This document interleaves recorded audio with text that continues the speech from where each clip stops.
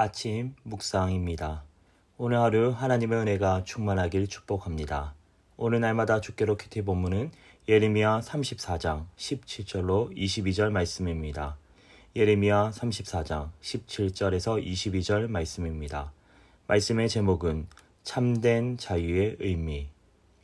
오늘 본문은 어제에 이어 예레미야 선지자를 통해 주시는 하나님의 경고 말씀입니다. 유다 백성들은 하나님 앞에서 했던 약속을 스스로 깨뜨렸고 하나님은 그들의 죄를 결코 가볍게 여기지 않으셨습니다. 겉으로는 순종하는 척했지만 진심 없는 순종은 결국 스스로 불러들인 심판으로 이어졌습니다. 하나님은 말씀하십니다. 그러므로 언약 파기에 대한 하나님의 직접적인 응답입니다. 하나님은 유다 백성들에게 그들이 원하던 자유를 선언하십니다. 하지만 이 자유는 복된 자유가 아니라 하나님의 보호와 간섭에서 벗어난 저주의 자유입니다. 유다 민족은 끝까지 인본적 자율주의를 고집하며 하나님의 통치를 거부했고 하나님께서는 그들과 더 이상 관계를 맺지 않겠다고 선포하십니다. 그들은 하나님의 말씀과 간섭을 거부함으로써 하나님으로부터 자유를 선택했습니다. 그러나 하나님의 백성은 하나님의 그늘 아래에 있을 때만 진정한 자유를 누릴 수 있습니다. 그 안에 하나님의 은혜와 보호와 생명이 있습니다. 그래서 하나님을 떠난 자유는 복이 아니라 저주입니다. 하나님의 간섭 없이 사는 삶은 결국 칼과 연병과 기근이라는 끔찍한 현실을 맞이하게 됩니다. 자유를 원해 하나님을 거절한 그들은 이제 하나님의 보호에서 해방되어 스스로 멸망을 자초하게 됩니다. 하나님은 언약을 깨뜨린 유다 백성들을 향해 20절 말씀을 선포하십니다. 단지 형벌에 대한 예고가 아니라 하나님의 언약을 기만하고 파괴한 자들에게 대한 엄중한 징계입니다. 모두가 하나님과의 언약을 깨뜨린 죄의 책임이 있습니다. 하나님께 속한 언약을 억압으로 여기고 스스로 그 언약을 파괴한 자들은 생명의 언약을 스스로 단절시킨 자들입니다.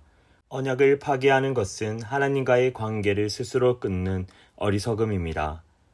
하나님으로부터의 자유는 결코 진정한 자유가 아닙니다.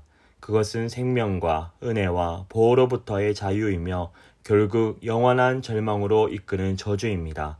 하나님께 속해 있을 때 성도는 진정 자유를 누릴 수 있습니다.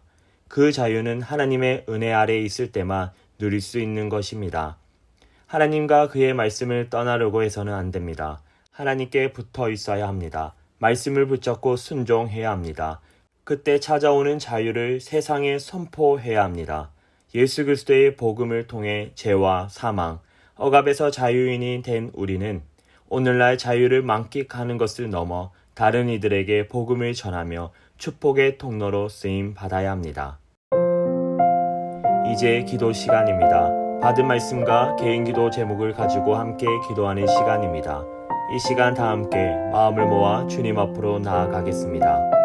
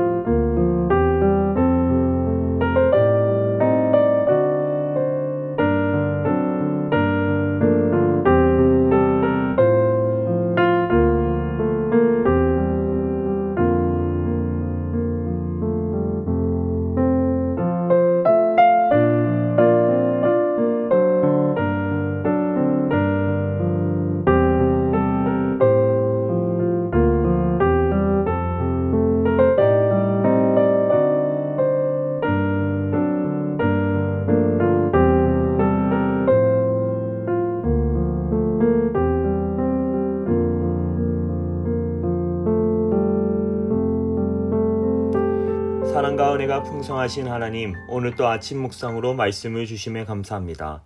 참된 자유는 하나님 안에 거할 때임을 깨닫게 하시니 감사합니다. 유다 백성처럼 언약을 가볍게 여기고 하나님의 말씀을 외면하지 않도록 도와주시고 예수 그리스도의 보혈로 주어진 은혜를 깊이 감사하며 살아가게 하여 주시옵소서.